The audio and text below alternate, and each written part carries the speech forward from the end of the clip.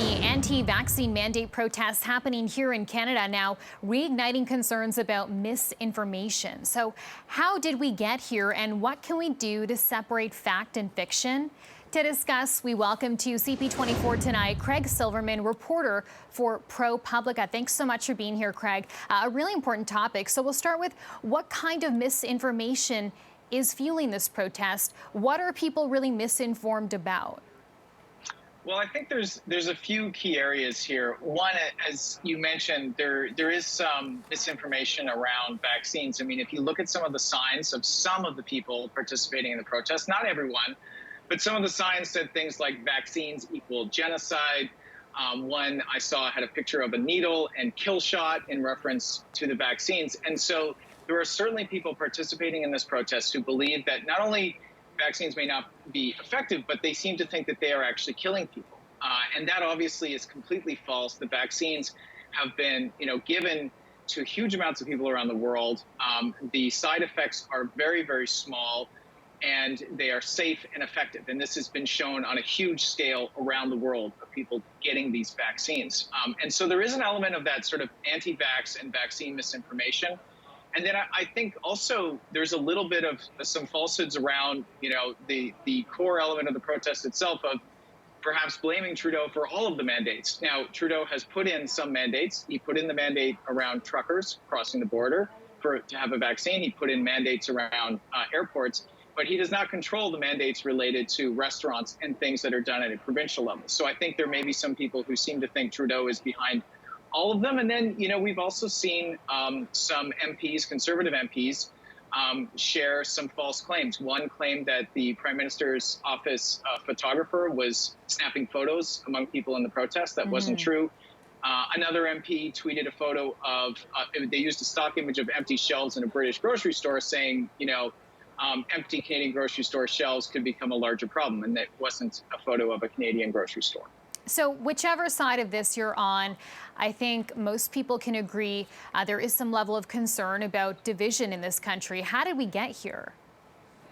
Well, I think, look, we are living through really a once-in-a-century event right now. A pandemic is kind of a perfect storm for there to be a lot of false and misleading information. And it's not about who's smart or who's good or who's bad. In any given situation, anyone could sort of grab onto false or misleading information. And the pandemic is such a, as I say, a perfect storm for this because we have this new virus. Nobody knew much about it, including the experts, the scientists, and the WHO and other people early on. And so I think one of the things that has happened is, there have been directions from people in positions of authority about, don't wear a mask, wear a mask. People have at times been confused, and that sort of opens the door for people who might be malicious and trying to undermine confidence in vaccines, or people who are trying to profit from misinformation. And so we are living through a really unique moment right now where we have global misinformation. We see false claims spreading, starting in one country, moving around the world. And so it's partly a byproduct of the pandemic, but also, of course, with people having cell phones and access to social media, information just moves much faster, doesn't have as many filters, which can be, a great thing for getting information out there. But true and false information, can spread just as easily. And sometimes the algorithm doesn't help us out very much either. You've also released a book to help us sort of cut through all this confusion. Tell us about how people can investigate information on their own. Yeah, I mean, I think one of the things that we need to do as a society overall is to build information resiliency, which is the fancy way of just saying, give people the tools and the basic knowledge to be able to figure out good information from bad, right information from wrong. And sometimes, there is stuff that is unverified and it's in that gray area. And so people need to be able to judge for that as well. And so I've edited a series of books from the European Journalism Center called the Verification Handbook. These are free online books, and they basically walk you through the steps of, doing things like if you are curious about a social media account, how might you verify that it is who it claims to be? If you've got a photo that someone has shared, how might you figure out if it really is showing what's claimed there? And I think at the end of the day, everybody, one, needs to be aware that there is, of course, a lot of false and misleading stuff spreading out there. It's always the case, but there's more of it. It moves faster because of social media. So pause. Think about the information that you're seeing. Where did it come from? Can you consult other sources and see if you find contradictory or confirming information with it, and really just step back and take a little bit more thought about the information you're seeing. And if you want more concrete steps, obviously these free handbooks are there for people as well.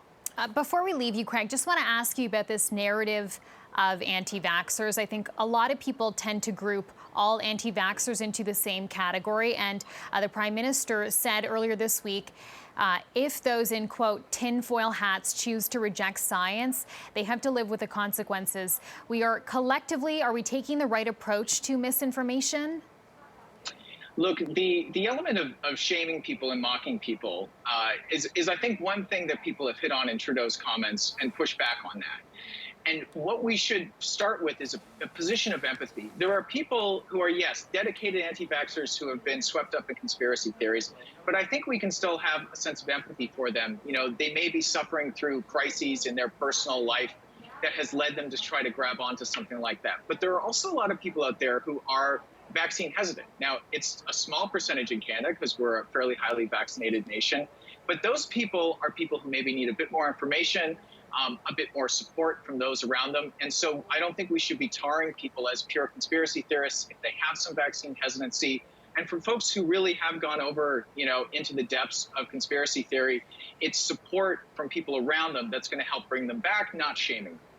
Yeah, we could all lead with compassion. Craig Silverman, thanks so much for your time and your perspective on this. We really appreciate it. Thank you.